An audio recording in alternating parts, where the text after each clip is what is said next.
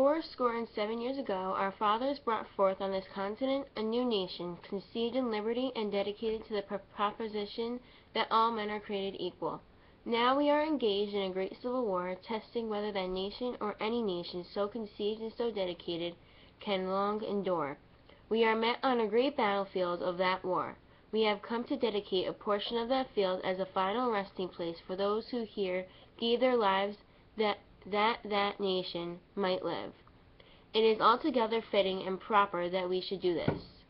But in a larger sense, we cannot dedicate, we cannot consecrate, we cannot hallow this ground.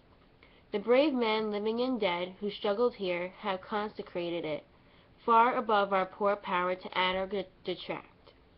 The world will little note nor long remember that we say here, but it can never forget what they did here. It is for us, the living, rather to be dedicated here to the unfinished work with which they who fought here have thus far so nobly advanced.